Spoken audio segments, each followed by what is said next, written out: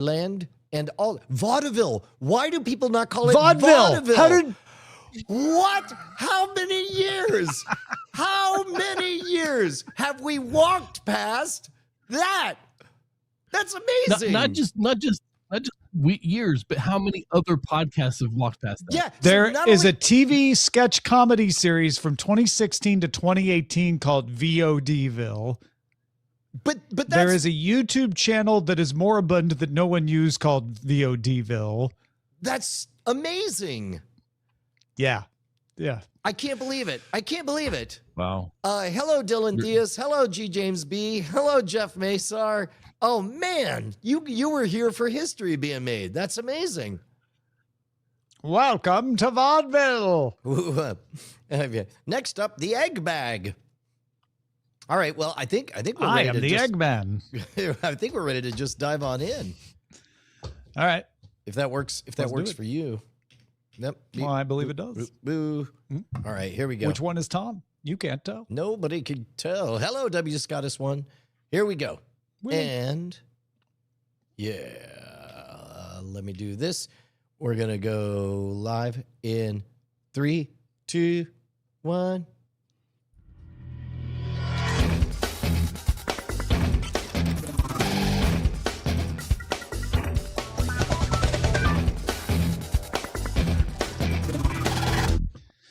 Welcome, Cordkillers. You have turned the world of entertainment upside down, and now all of us need to find out how to watch what we want, where we want, whenever we want. I'm Tom Merritt. Welcome, Cordkiller Brian. Yeah, did you hear that, guys? You're not the protagonist anymore. You're the inciting incident. You're the stormtroopers who killed Uncle Owen and Aunt Beru and found out a week later that you caused 9/11. Galaxy-wide. Whoops. Oops. But that's okay. I We're like here the to idea clean things up. Of Cordkillers isn't the name of the show. Cordkillers is the name of all of us. Oh, yeah. We did it. Yeah. No, but I like so the it's idea not about of accusing them because previously we'd taken on the burden, the guilty burden of admitting that we killed all the Cords. Yeah. But we didn't do it alone. Okay. We had an accomplice. You are in the grassy knoll. You, exactly. you were the other pair of footsteps. Yeah. The magic bullet didn't come from our gun. That's all we're saying. All right. We're here to help you figure out what to watch. Okay. It's important. Yeah. Let's get to the supply run. Supply run.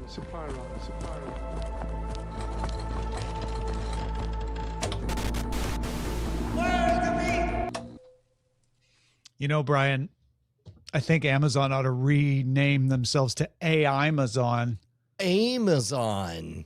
That your number one source of scopes. Yeah, they're going to kill us all. Maybe, wow, maybe we can blame them. Yeah, you better watch out, man. Jeff Bezos now has eyes in space. I don't know.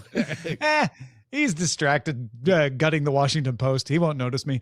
Last summer, Amazon MGM Studios launched a dedicated AI studio to develop proprietary AI tools to streamline TV and film production. You know, the thing that everyone's had a strike about. Amazon will begin a closed beta program in March, inviting industry partners to try out these tools that it has been developing. They are collaborating with producers like Robert Stromberg. You might know him from Maleficent, or Kunal Nayyar from The Big Bang Theory, or former animator Colin Brady from Pixar. Colin Brady, Kunal Nayyar, and Robert Stromberg are all producers taking part in the beta test of this. Amazon says it thinks it'll be able to share some initial outcomes about what they find out by May. And Albert Cheng, who heads the AI Studios initiative, emphasized that the goal is to support creative teams, not replace them. We're not coming for your gerbs. Yeah, well, so we'll see how well that messaging lands. The populace, the natives are wrestly, but I got to tell you, Tom, I think that. First of all, disclaimer. As soon as when you're arguing about AI, you and the other person, even now, whatever I say, we're not going to be having the same argument. So we know not all of you are into AI. Right. But But I'm recently fascinated with, I think that at first AI going from 0 to 1 was so magical that it was very hard to distinguish whether or not it was AI or not. But I think that everybody's eyes are very well trained. And I got to admit, and as everybody goes through the agony of, of teasing out good prompts, of having, I mean, for this very thumbnail, a low effort thumbnail, just supposed to have your face, my face, today's stories, workshop a few different ideas, give that to me. It choked on its own output saying, my own thing I made violates third-party something or others. And eventually I had to give up and go with one of them that worked. That was, I think that the more people go through that, the more slowly the populace writ large will realize that there is a craft to getting exactly your vision out of this. Just like there's a craft for Steven Spielberg, who we talked about before. He doesn't touch the camera or say the lines, but instead uses words to nudge a Close Encounters of the Third Kind out of other humans. Here's what I'm leading up to. Do you think that Amazon is ahead of the curve by doing this very unpopular thing? Because I assume it's very unpopular, but by developing talent and I don't know, what do you think motivates this for Amazon? Is this pioneering? Is this end running? Is this, I don't know. I think most companies look for where they have an intersection of expertise. So with Google, one of the ways they got back in the game and arguably now lead the game is by leveraging the fact that they know so much about every one of their users. And I don't mean that in they're spying on you with the ads, like leave the ads out of it. You use Gmail, you use Google Docs. So if you want, Gemini can look at that stuff without sharing it with anybody else and make good use of it. And suddenly we're like, oh, and we also have the biggest search index in the world that we can take advantage of. I don't think they didn't realize that. It was more like, oh, we really need to use those advantages. So what I think Amazon is doing is saying, Netflix doesn't have any AI, doesn't have any cloud storage. Google doesn't have a studio. They don't have a movie making apparatus. We are one of the few companies that has all of that in-house, and we can forge tools that are not only well done because we have in-house expertise in making the tech, but also useful and helpful because we have in-house people who make the content. And so if we bring them together under Amazon MGM, then we can lead, because we don't think these tools will not be made by anybody. We think they'll be made by somebody, and that somebody should be us. And if we make them, we'll make the best ones. That is a really good way, because that fits into the framework that my friend Mark Levy challenges me, asking, whatever you're doing, ask what is your unfair advantage? And in this case, I think you exactly nailed it. Amazon's unfair advantage could be, depending on how you squint, a terrible problem, which is they are outsiders without the clout. They're kind of a logistics fulfillment company and bookseller. It's kind of weird that their video offerings are stapled onto that service. And then that becomes an advantage when you think of what is the outsider move that we can make. And so, yeah, it's going to be unpopular in some circles, but in the meantime, maybe they're, I think it's interesting. I think that the populace's relationship with AI is going to be different 5 years from now. Apple doesn't have as big of a studio as Amazon or as MGM. Apple also doesn't have as good of an AI organization as Amazon. Even though Amazon's not leading in creating this stuff, they are certainly able to make the best use of the tools because they have AWS. Remember, Amazon's business isn't selling you stuff at retail. That is a loss leader almost for AWS. Not quite, but almost. AWS is the moneymaker. AWS is the cloud service. AWS is one of the leading ways that people implement AI, and they can put whatever model they want. They can use NVIDIA GPUs. They can use Amazon's own GPUs. They can actually use Google Tensor processor units more recently, and they can run Anthropic. They can run OpenAI in their own private cloud.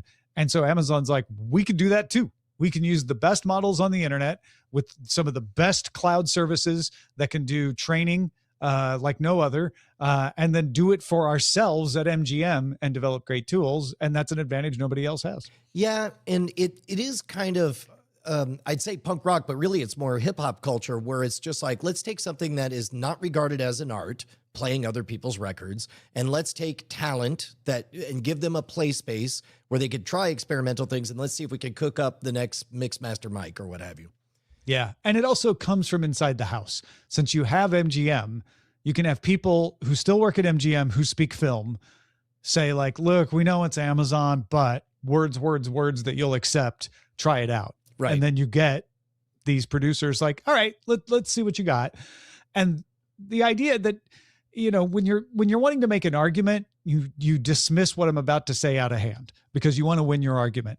But the winning move here is to make tools that don't actually replace people, but make the people go, oh, I can do such a better movie now because I can do this thing that I couldn't do before. And I'm not saying that's what Amazon is or isn't doing, but I'm saying if they were to do that, that would make these producers happy and make those producers convince more skeptical producers, no, seriously, you got to try this.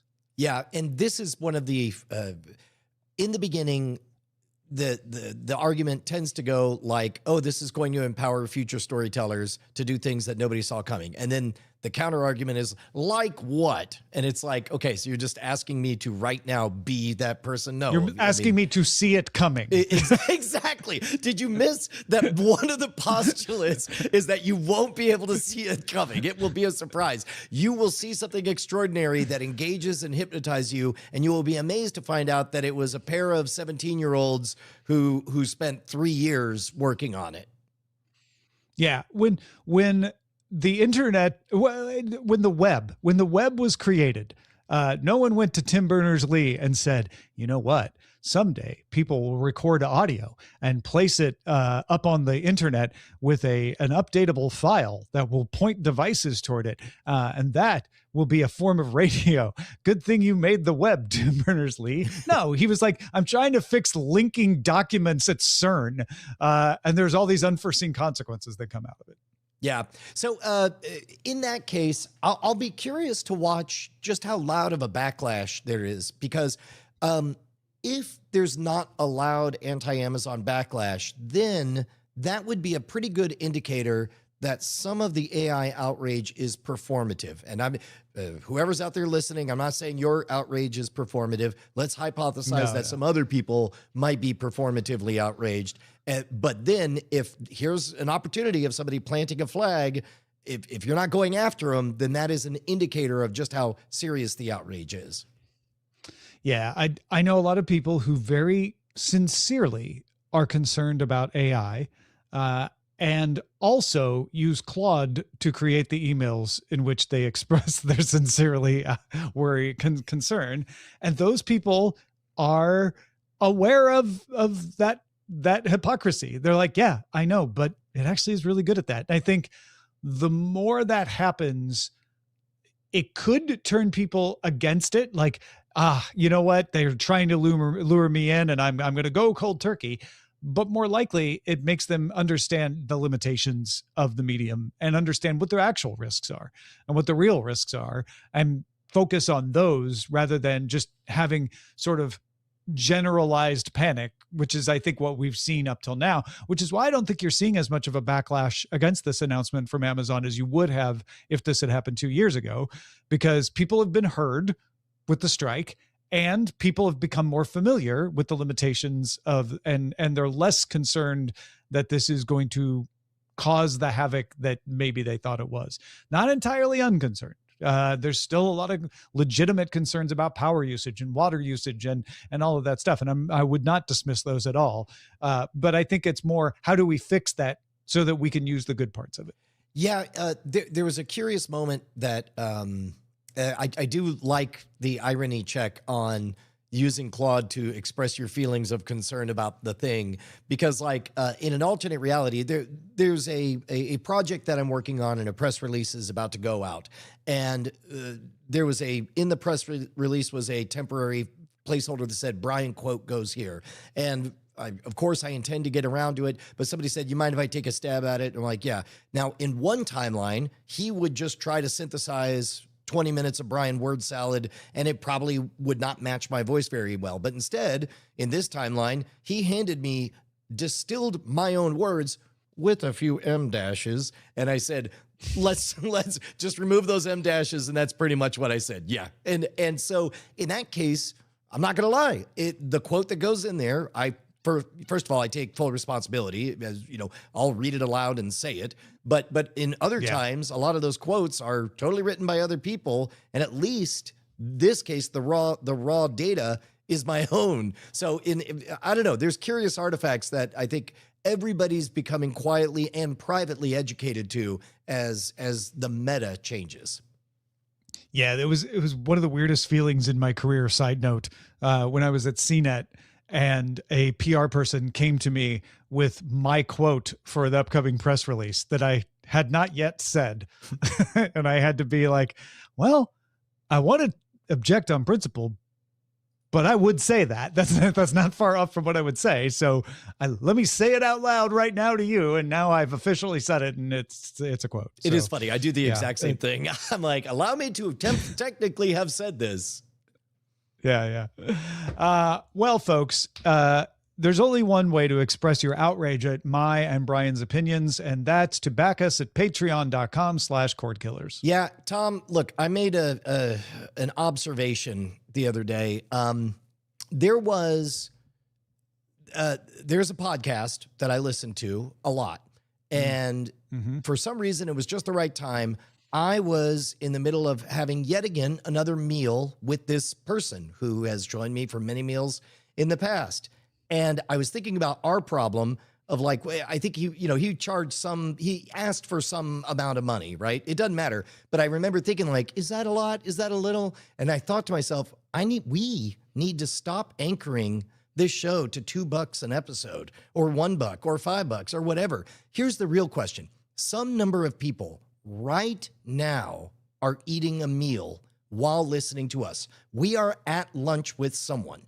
Now, I want you to imagine that Tom and I are sitting across from you, and we would also like to have that lunch. So however much your lunch is, because money's different to different people. Some of you have a very expensive lunch every time, a $50 lunch or whatever, in which case, great, we'll take it. Just imagine buying us both a lunch once a year. Take that number, let that anchor it. Head on over to patreon.com/Cordkillers. You'll get your own RSS feed. You'll get no ads, a superior show. You'll get exclusive access to extra content in our Aftertalk section and early access to the full experience. Whatever you're spending on your lunch right now, we'll take one. And I think we should only take lunch from them once a month. Yeah, I agree. Maybe. So this has nothing to do with the fact that Patreon is now being forced to move us to monthly billing. But that's right. That's right. Should that just be the anchor? Is a meal a month? Yeah, a meal a month is all we ask. Yeah, one meal. So right now it's per episode, but keep an eye out, folks. Yeah, no, they're be about shifting. to hose us. Yeah, Cordkillers, patreon.com/Cordkillers. Get in now before it changes. Let's get on to the search party.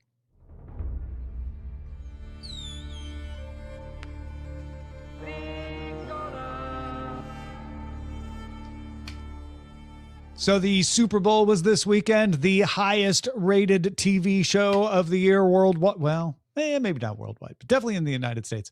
And a place for lots of trailers. So we're going to go through the Super Bowl trailers here and just tell me, Brian, did you see it or did you not see it? And if you did see it, thumbs up or thumbs down. Did you see the Minions and Monsters trailer for the Minions and Monsters movie coming July 1st? No, because all children's, even if it's a good movie that happens to be a kid's movie, for some reason they have to make kids trailers bad. So I didn't watch it. Did you? Project Hail Mary hits Oh. theaters March 20th. Did you see that one? Yes, I did, and fingers crossed. Fingers crossed. They gave up an awful lot in that trailer. A lot of surprises in that book are suddenly right there in the trailer. That's fine. If you haven't seen the trailer, go read the book real fast. That'll be fun for you. Specifically the audiobook. Yeah. Audiobook is really a treat. Can't say why. Although if you watch the trailer, you might guess. But I'm certain that they know what they're doing and they are trading certain surprises for other excellent storytelling reasons. Fingers crossed. How about you? What did you think?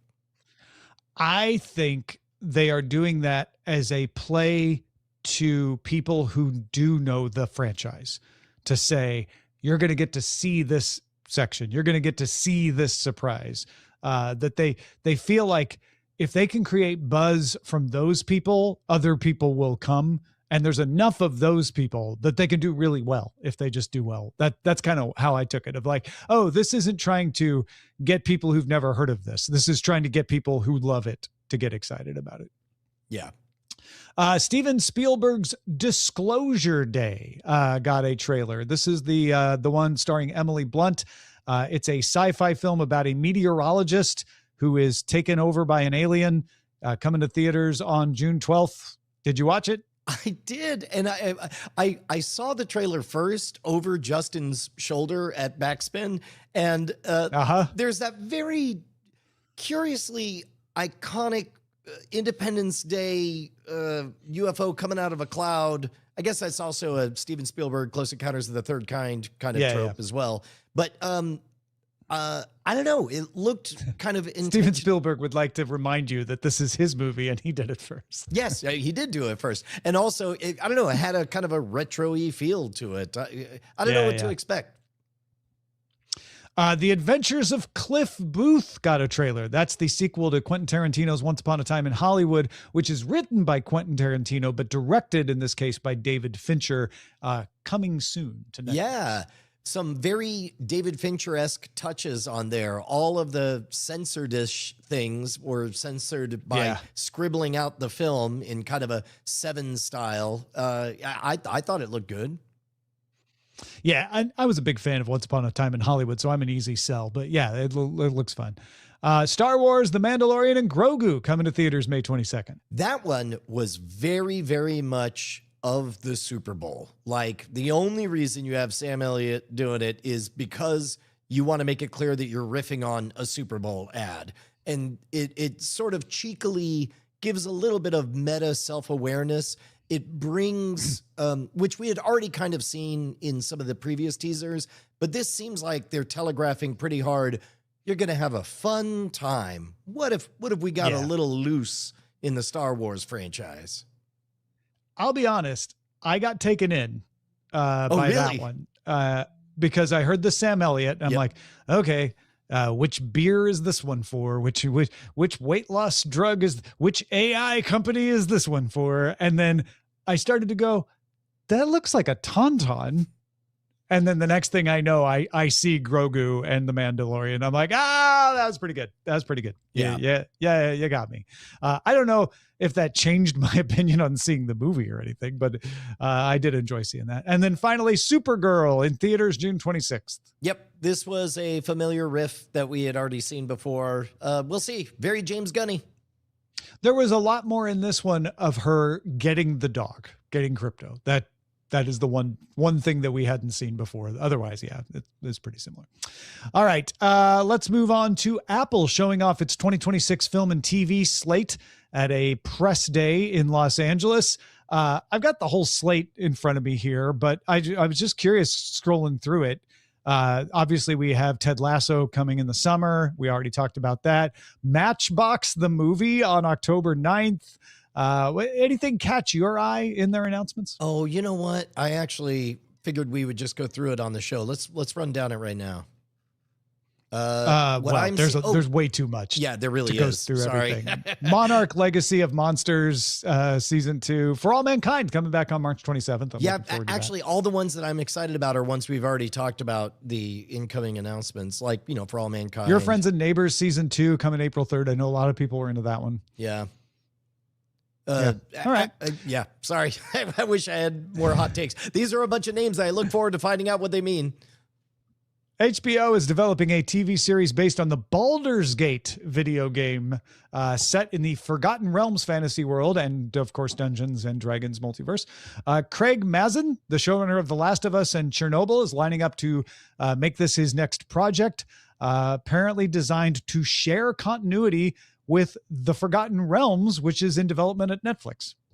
That's fun. I always like.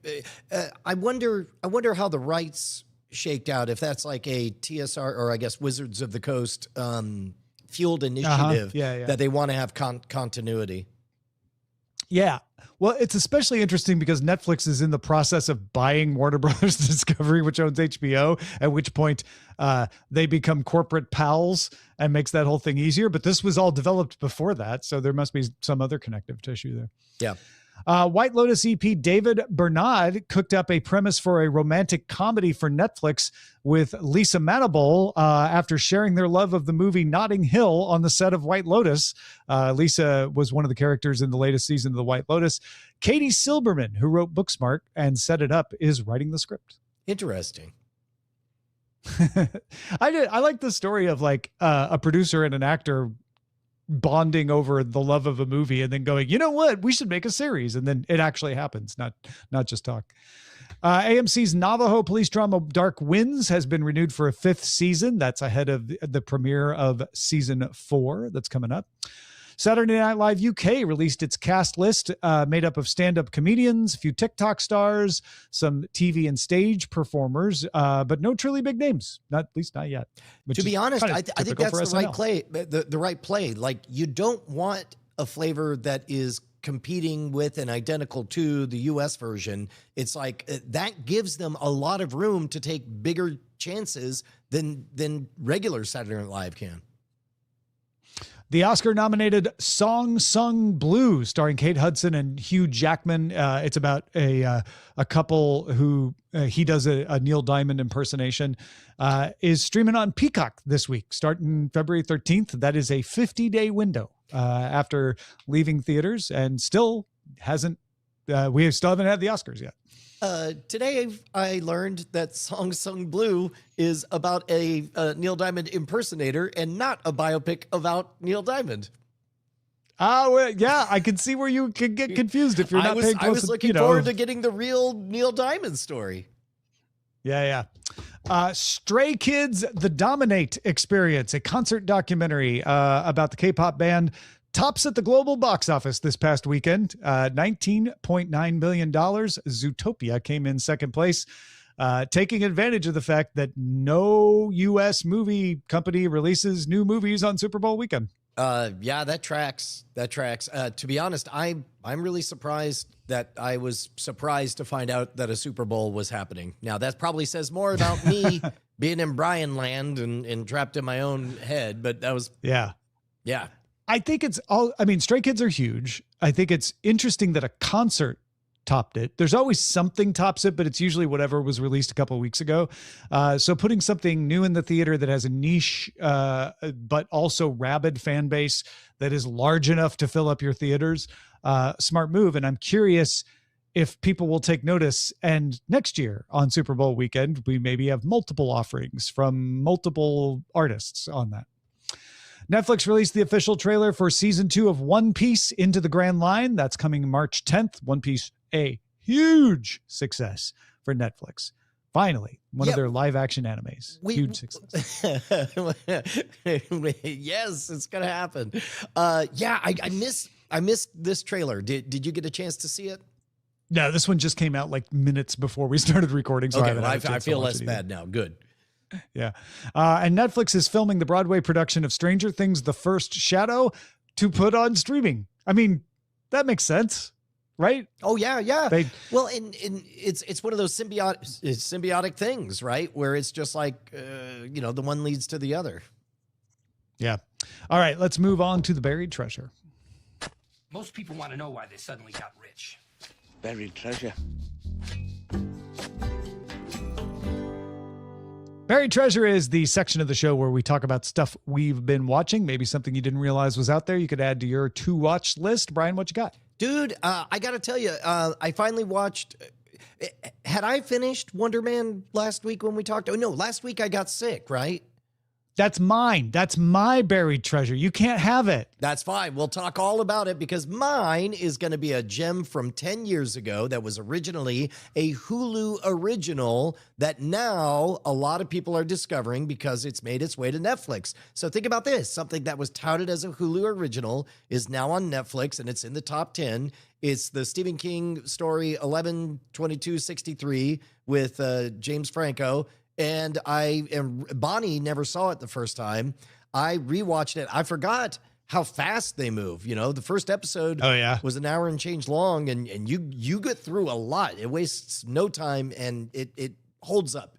And I think it'll hold up for many, many years to come because it's already an out of time story set in an out of time.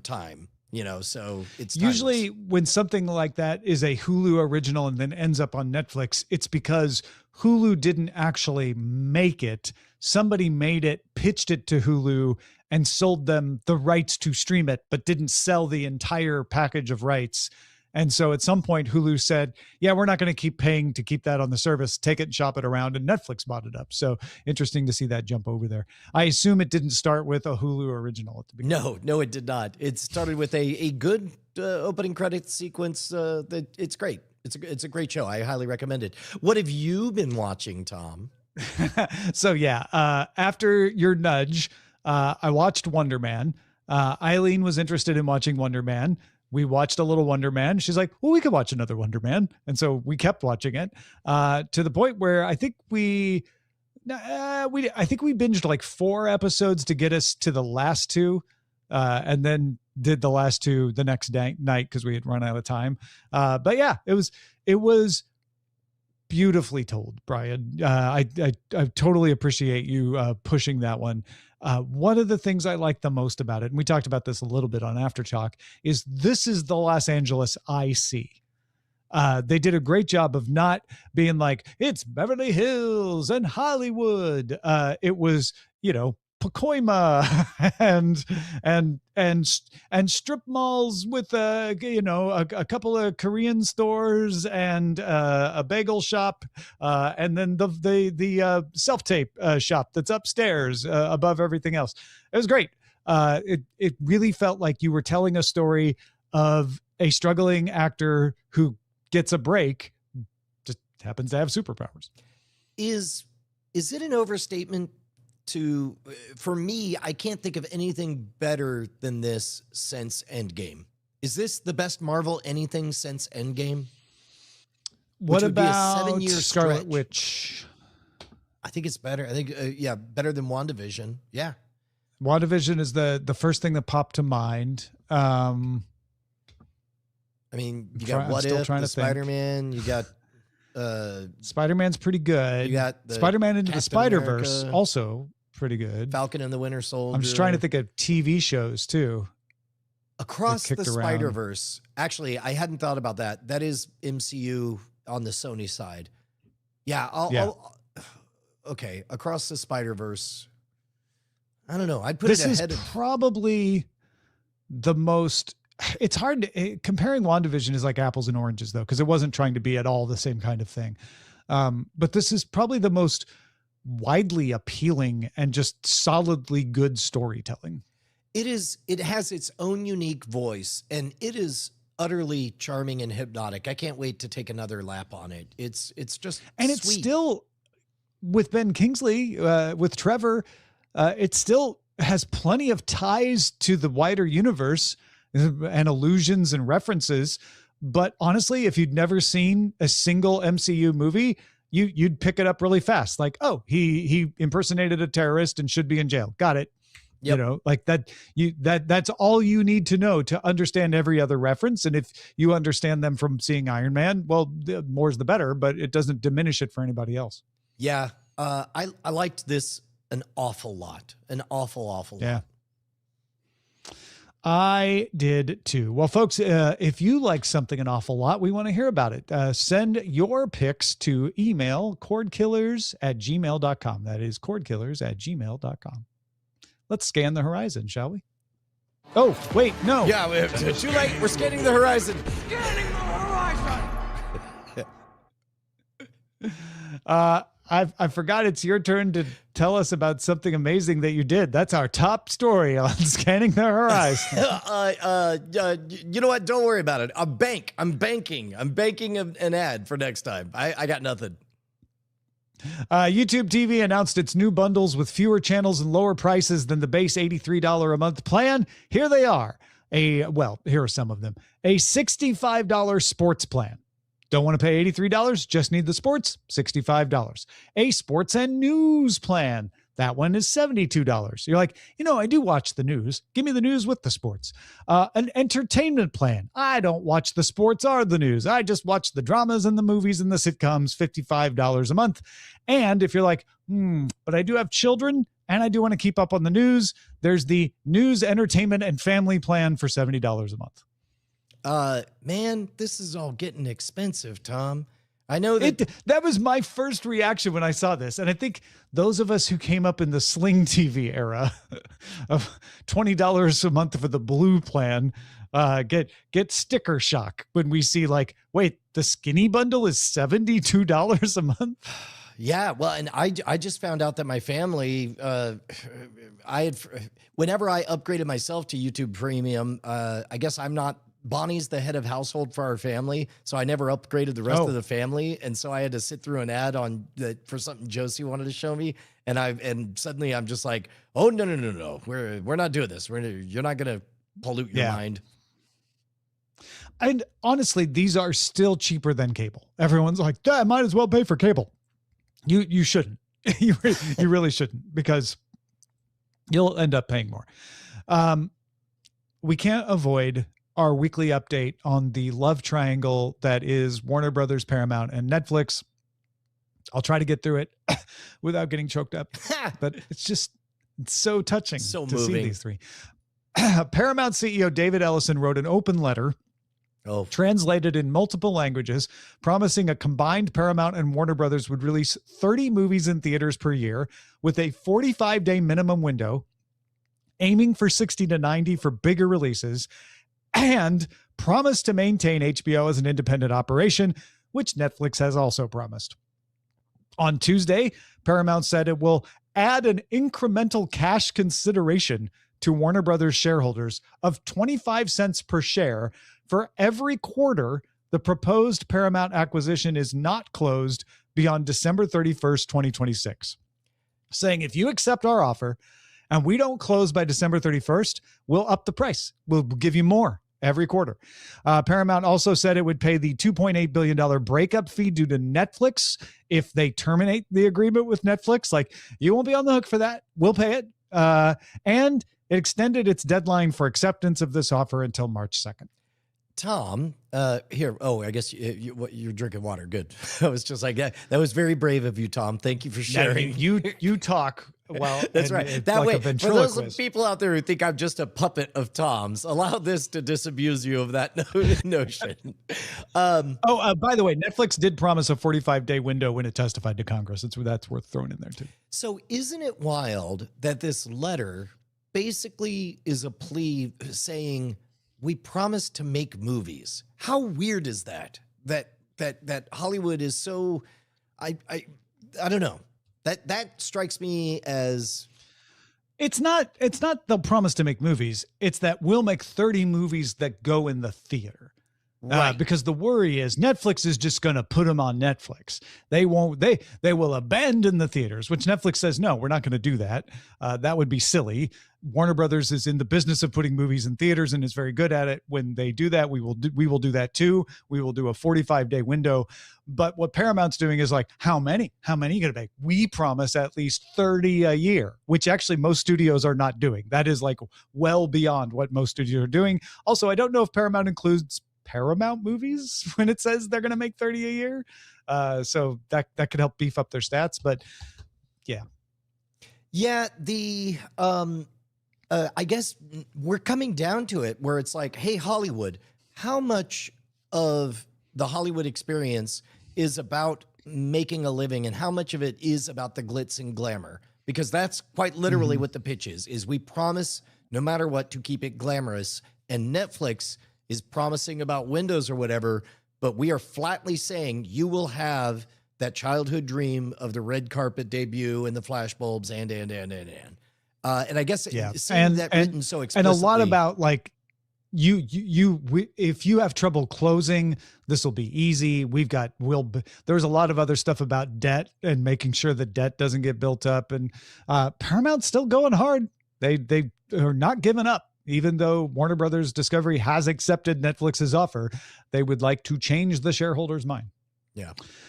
According to its SEC filing, Amazon's total content outlay in 2025, spanning video and music, climbed 10% to $22.4 billion. That includes licensing and production costs associated with content offered through Amazon Prime, as well as Prime Video and Amazon Music, and costs associated with digital subscriptions, as well as purchases and rentals.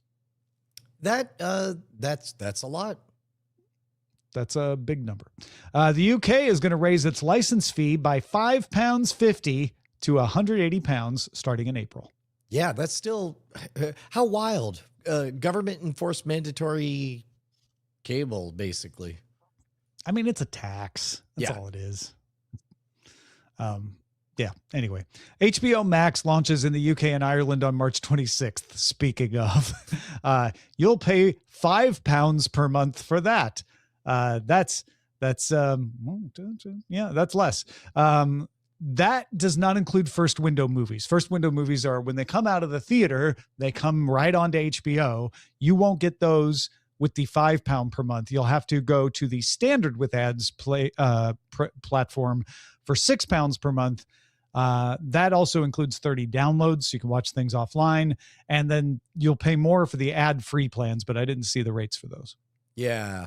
HBO Max coming to UK and Ireland is a big deal, though. That's been a mainstay of Sky, is that they had all that stuff, and now you'll be able to get it without having to subscribe to Sky. Yeah, and I guess that is the surprise, is that it hadn't already happened. You know, that's the eyebrow raiser on my end. It's taken them this long to unwind those rights deals, basically.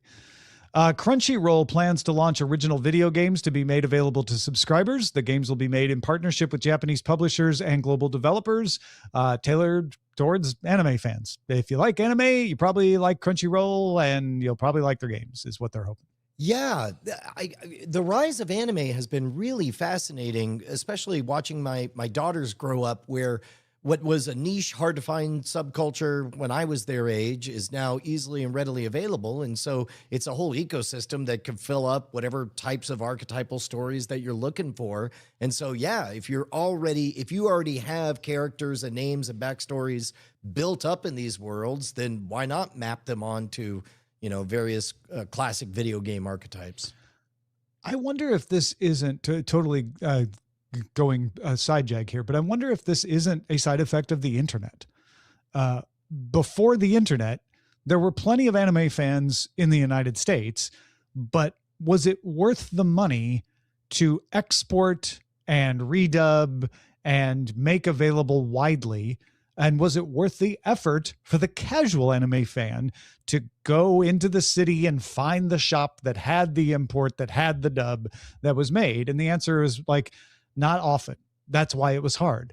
But with the internet, now your market isn't who I can easily get my product to. Your market is the entire world. And there's little marginal cost to selling to somebody in Greenville, Illinois, than there is in selling to somebody in Tokyo. So you can reach a lot more people easily, and they can get your stuff more easily. I wouldn't be surprised if not only does the friction on the consumer end play a part in it to access to the anime, but also the lack of friction on the creation side of it.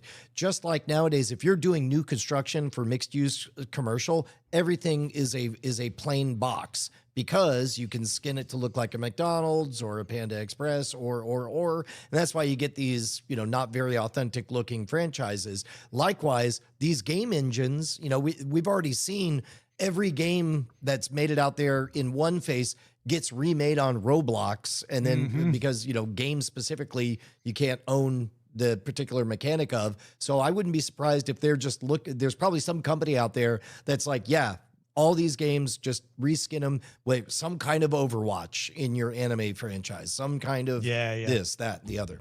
This is a trading card game. This is a puzzle game. Yeah. And then also something that probably couldn't have succeeded before the internet was able to spread it far and wide is Dancing with the Stars Con, taking place in Palm Springs, California, July 31st to August 2nd at the Arcrusher Arena. 17 pro dancers, 14 celebrities, and you dancing with the stars if you want to make it to Palm Springs, which is a nice place. Oh my gosh, I didn't even think about that. Quite literally, so many people are paying lots of money literally to dance with the stars. That's brilliant. That's brilliant. This is the equivalent. This is going to be theme park huge. And this actually creates a dignified post-prime career for a lot of folks. Instead of going to the Hall of Fame and Dragon Con and just sitting behind a desk signing autographs, get up and hold hands with a nice lady for, one song or whatever. I think it's brilliant. Yeah. And the idea of going to a fan con, it doesn't have the sort of strangeness that it had 20 years ago. They have been totally turned into something normal that people are used to. And these people can go like, well, I'd never go to a comic con, but this is Dancing with the Stars Con. That's going to be so fun. Well, and isn't it interesting that during our lifetime, we've watched some of the rituals and norms be established at convention culture? Because like at first, part of the reason that comic book and sci-fi conventions were awkward was because nobody had a process of things to do. And so everybody just awkwardly stood in a line and got an autograph or whatever. But now there's an ebb and flow and everybody has a fake play pretend job to do that's very important. But it's all kind of like, talking with a teenage boy is hard for a dad. But what you do is you go out back, you throw a ball back and forth. And then naturally what happens, you end up talking about how things going or whatever. Like we've developed all those. And this is another extension of that. Yeah, until your dad throws it too hard and it hits you in the nose. Yeah. Then he feels bad. Goes out for cigarettes and never comes back. back. Let's move on to the chatter. Oh, shoot. I should hit the button. You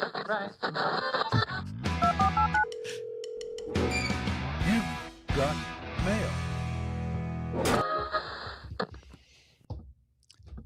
Seth writes, Peacock series Persons of No Interest. It's so good, I'd be interested in what you guys think of. Yeah, it's called Ponies. And really, that's all it said in the subject is said, Ponies. It's so good. And so I was like, I'm going to bet that there's a reason he wrote Us, the Kings of Cord Killing. And sure enough, it's a Peacock original series, which has a shockingly high Rotten Tomatoes score. I want to say it's like in the high 90s on there. So it looks like... if that's worth anything. It looks like Russian assets portraying themselves as... It's a period piece. That's what I didn't expect. I expected a comedy about people who thought they were being hunted by the government and weren't, but it's actually a period piece in the 70s with secretaries that everybody considers furniture. Mm-hmm. And so the CIA cultivates them as assets because they hear all kinds of stuff because no one pays attention to the fact that they're there. Persons of no interest. Yeah. Danny says, some of my earliest memories are watching Jurassic Park on VHS over and over with my sisters. I was probably 4 years old, and my favorite part was when the kids found the ice cream. But by the time I was old enough to have real opinions about CGI, it was well established. I did take this opportunity to reach out to a childhood friend, and apparently his position had been that if a movie didn't have CGI, it wasn't worth watching. We apparently had a fight because I thought the music was the best part of The Phantom Menace. Then he talked about writing a novel and not being able to finish it and put it in an oops folder and compared that to generative models saying like a lot of what they do belongs in the oops folder. Yeah, that's one of the things is unmistakably CGI was in the very early days associated with extremely high effort. There was no way, like if nothing else, say what you will about the pacing of Tron, at the very least you knew that a lot of effort went into it. And if nothing else because of the scroll of names at the end of your movie, right? Yeah, right. Whereas with AI, it is a marker of at most charitable experimentalism. But outside of that, it's very hard to know the intent or the amount of effort that's being telegraphed. And then Tim wrote in, and I'm not going to read the entire thing, but he was taking issue with us giving short shrift to the NFL. Tom said something on episode 500 along the lines of, I know not all of you are interested in sports, but enough of you are. And I feel like the show routinely takes an attitude that could be summed up as, if not for live sports, for those of you who care about that. Although I know Tom watches baseball, it seems like this is especially prevalent anytime there's talk about how to watch the NFL. I know that Brian and Tom don't really care much about sport, and I don't think Bryce did either. And almost every one of your guest co-hosts has echoed something along the same refrain. But the top broadcasts in terms of numbers for the year are almost always dominated by NFL broadcasts, and not just the Super Bowl. Regular midseason games appear on these lists, crushing even popular scripted and reality shows. The NFL is a made-for-TV sport. It seems like something is missing from these discussions when none of the discussion participants are into the sport that dominates TV viewing. You talked about how little promotion you've seen for NBC for the Olympics, and then he talks about how many promotions for the Olympics he saw because he watches Sunday Night Football on NBC. Later in the show, you talked about how nobody made a big deal about the ESPN and NFL network merger. I can tell you that this story has been all over sports media discussions for some time now. I firmly believe you guys probably know some NFL fans, and I know you don't do a lot of co-host anymore, but maybe one could be a guest on an episode where you talk about a story that centers around the NFL. Now, we spared no expense, Brian, to bring in NFL fan Amos to join us and give his perspective. Amos, tell us, give us the sporting world view. I haven't actually heard much to do about the NFL ESPN merger. I did have thoughts on it, and I think it's probably good for the sport because they need more consolidation there. And all the NFL games I watch on NFL Premium, which I'm wondering how that's going to be affected by the merger, which is, my big question about the whole thing. Maybe I should just hop in a little bit more often when we do have NFL stories, just like I do when there's NASCAR. Do you feel like we give NFL short shrift?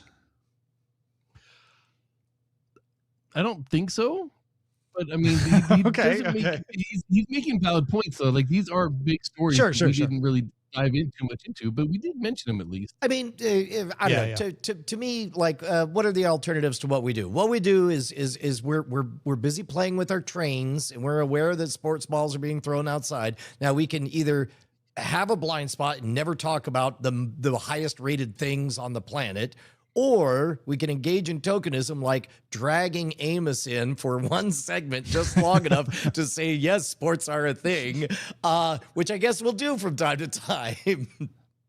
Well, here's where I'm coming from.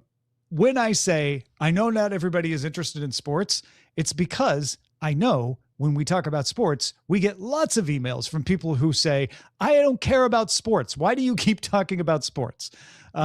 So Tim, I know you mean the best, and I don't think otherwise, but it is a little bit punching down to say, like, you're not giving the most popular sport on the planet enough coverage. Why won't you admit that there's more popular jocks than you?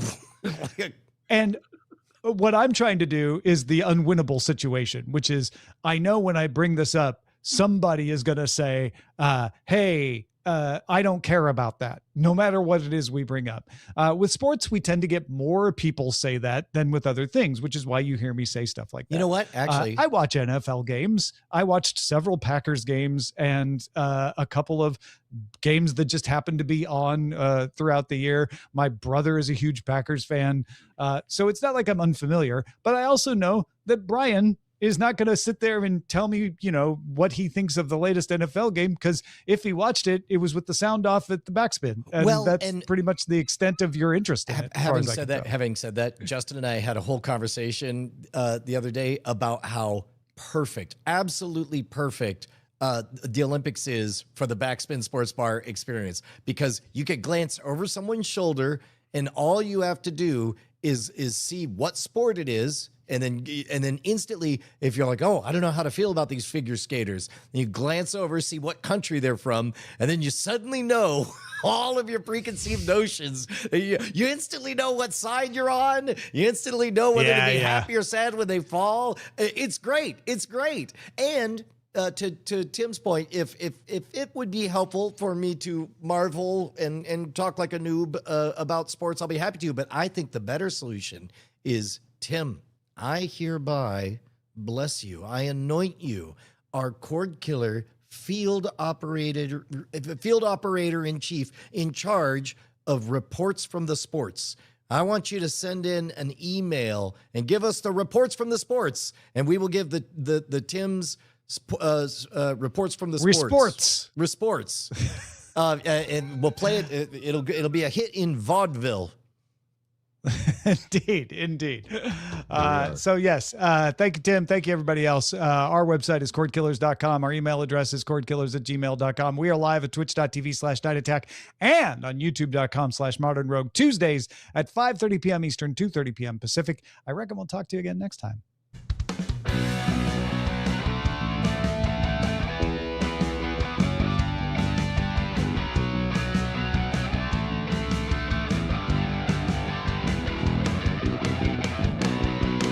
Diamond Club hopes you have enjoyed this program.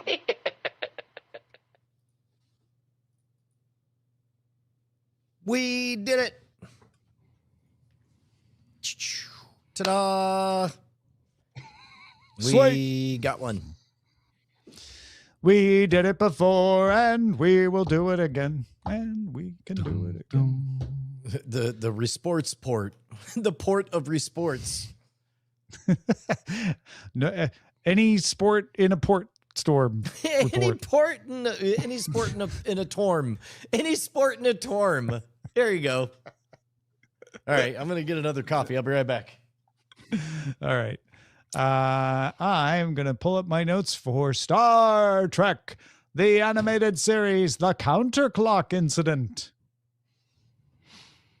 Oh yeah, I was gonna do that. Yeah, finally the episode that I liked. Right. And we didn't get to talk about it last time. But I have a prop that I'm going to show when we talk this time. I have to get on the right page. Need to be on the same page. There it is. So how's this for weird for you, Tom? I don't mind the fact that when I'm talking, I can hear myself back at about a half-second delay. Yeah. It's the fact that I see myself on screen with the same delay. So I can watch myself talking after I talk, and the sound is synced to my video. You could start to tune out the echo, but as soon as it matches up with what the Amos you're seeing on screen. Yes. The combined AV of it makes it just makes it insurmountable. Yeah, I could see that. Definitely. You know, being the semi-professional podcaster I am, I can get past the echo, but you add the video aspect to it's hard. The echo is hard. It's too much. It's difficult. Yeah. And each time it takes you a little bit to get used to it. Your brain just wants to match with what you're hearing. And you have to disconnect that. Yeah. Oh, both puppies are sleeping. They've been up staring at me the entire time. They finally fell asleep. I know. What's the other puppy's name? What's the returning puppy? Caesar. I know Caesar makes Rue look bigger because Caesar isn't a big dog, but man, Rue did get big. Yeah. I forgot how fast that happens too. Yeah. And there's that lull that like about 3 to 4 months. There's a lull where they don't grow very much. It's like, oh, maybe they're done. And all of a sudden, whoop. Yeah. And then suddenly you're like, wait, they got bigger overnight again. Yeah. And then Seven did a thing that I kind of remember Django doing, but I don't remember Sawyer doing, which is he stopped getting taller or longer. And for months we're like, well, that's what he's going to look like. And then suddenly just like muscles beefed out and he like filled out. Yeah. Caesar is 2 weeks to the day younger than Rue. Oh, really? Okay. So Caesar's not done growing either. Mm-mm. Yeah. Okay. And he's a miniature dachshund, which is like when you take a tiny dog and then make his legs even tinier. Can I see your miniature dachshund, please? It's kind of ridiculous, actually. All right, this time. But there's still snow outside, so they were running around in the snow, and he barely like gets runs over the snow, and she's like just trotting along over him and everything. It's Yeah. Oh, this time, nice mug. I took too long because it was right at the very top, and so I couldn't walk normal speed. Sorry. Gotcha. Your What mug is it usually? matches the Founders Club plaque in the background. Yeah, eventually I'm gonna be covered in bronze. I'm gonna look like Andy Kaufman in Bronze Heartbeeps. Bronze God. All right, sir. Let's do it. All right, ready in 3. Oh wait, we do the intro thing. That's right. Okay. 3, 2.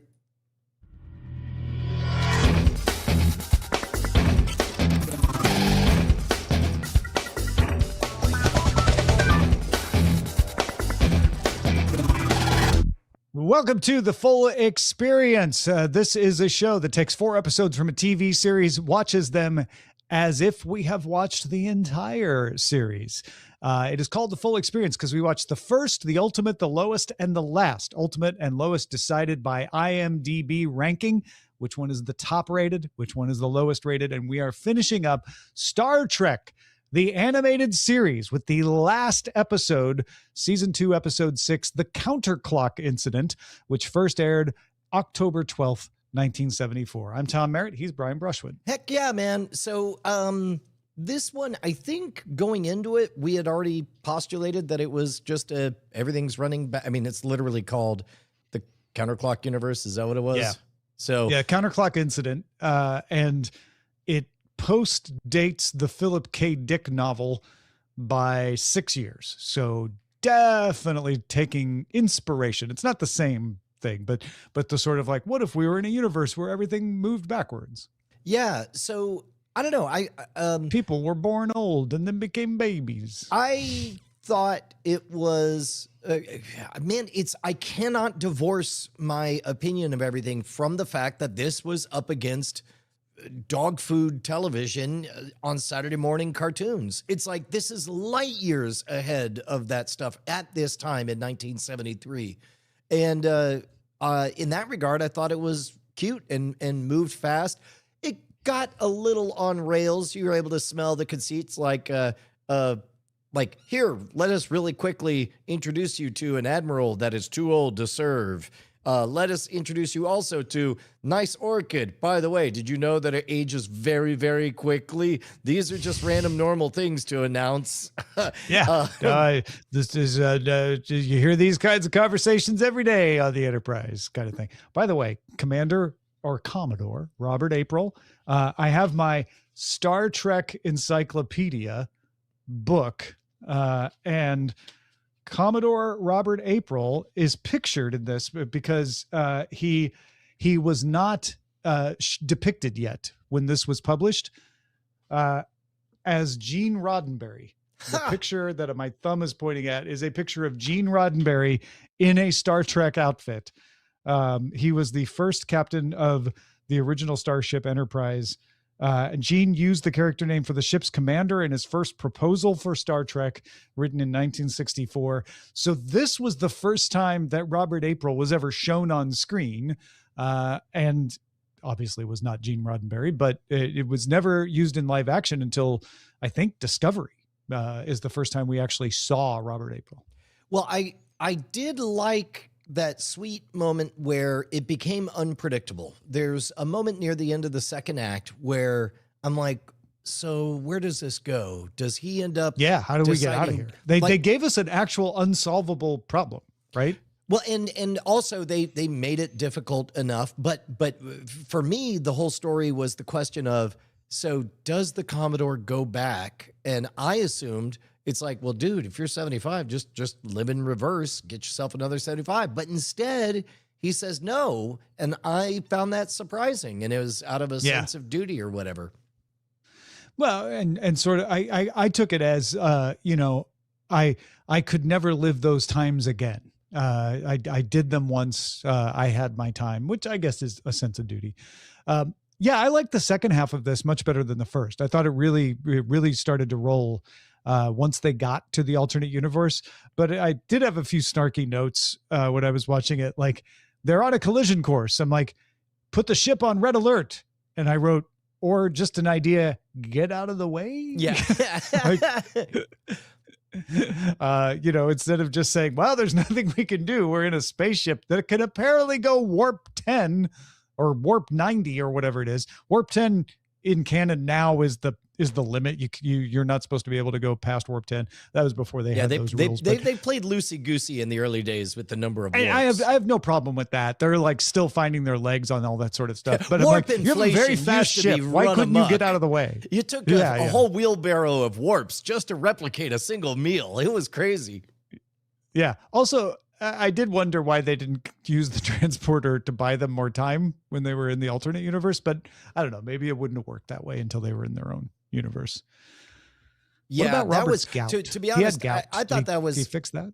That's a button that you don't want to press to. That's a magic trick. You get to just say special circumstances. Otherwise, yeah. If it works once, then you can fix a lot of things by just like rebooting it again and again. Yeah. I kind of wanted them to just stay children. That would have been a great way to end the series. I kind of dug like just everyone getting dumber. That was pretty fun. That was done well, right? And it was real stakes of like, oh, we are running against the clock here. And the old man is the only one who's going to be able to stay, knowledgeable enough, long enough to save us. Our producer, Amos, has been very skeptical of this rewatch. Amos did the final Noted episode. Football enthusiast and Star Trek animated series hater. Amos, how did you feel about this episode? I actually really like this episode. What? Talk us through it because I assume that you went into episode 4 as skeptical, with a track record of reason to be skeptical of this series. Right. A couple of key things here. As they were going through the story with the tractor beam, now they're stuck and they're going, they reverse time, and then that builds stakes as it goes along. The introduction of the flower and the old man, the admiral, the retiring admiral, these little pieces, these little nuggets.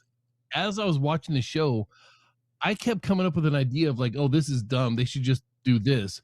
Right as they were addressing it, this is why we can't do that. So like, I know the breadcrumbs were there and it was, the whole thing was just a MacGuffin to keep the story going, but it was paced in a way that my adult brain wasn't bored with it. It was like, oh, they should just, okay, they can't.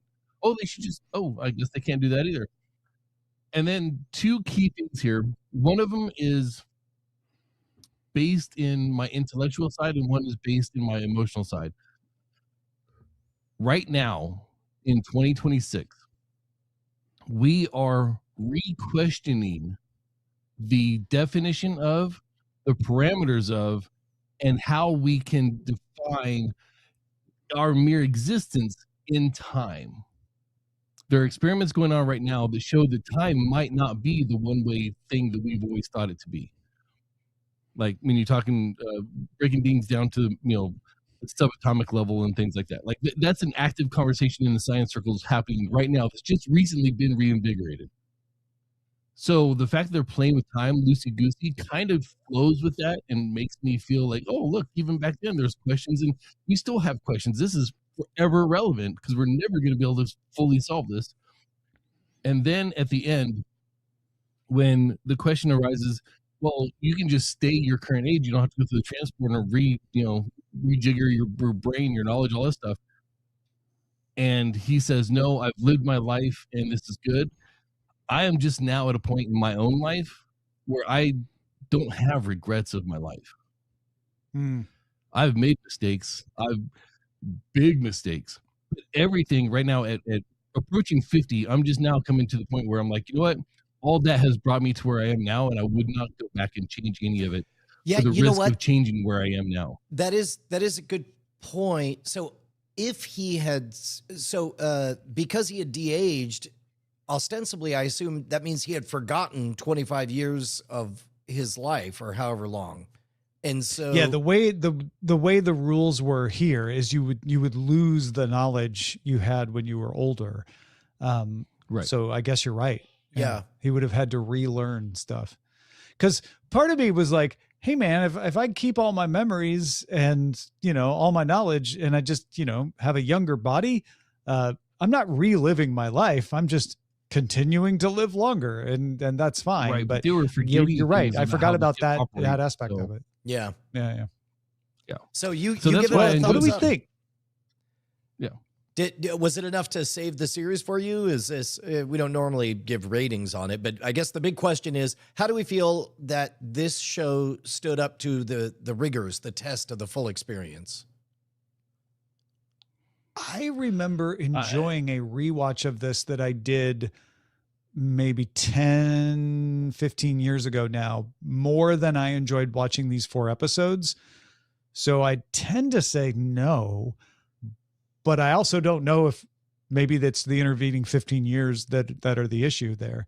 I think watching them one after another is a better way to do it than taking a slice, because I don't think you see too much variation. On the other hand, this definitely, because there's not much variation, this definitely is a core sample of Star Trek, the animated series. Yeah, it does pass the test of pretty much, can you fake like you watched all of them? I mean, yeah, but in this case, I We don't did know watch how a much quarter of of them or something like that. Like, there wasn't a whole lot of episodes here.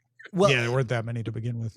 but also I don't know how much of the heavy lifting is done by the fact that we had watched the original series. Like that's Sure, a yeah. lot Yeah, of the lore filled in right there. I will tell Definitely. you that the first episode I felt was indicative of the series, and the last episode really is when I finally turned around and actually appreciated the episode. The stuff in the middle, the 2 episodes in the middle were crap, but the front and the back were great. I enjoyed it because the first one actually set the precedent and it followed it, and then the last one I actually connected with. So That's great. All right, so that is our full experience of Star Trek, the animated series. Thanks for watching along with us. Our next watch will be the series Lost, which first aired on September 22nd, 2004, ran through May 23rd, 2010. So if you'd like to watch along with us, we'll be watching the pilot episode, the first episode called Pilot, which first aired September 22nd, 2004. And we'll be talking about that on the next episode of the full experience. You get these episodes early and you get in on the conversations where we talk about what we're going to watch next. If you're like, how did you come to the decision to choose Lost? Get After Talk. It's available only to patrons at patreon.com/Cordkillers. We'll talk to you next time.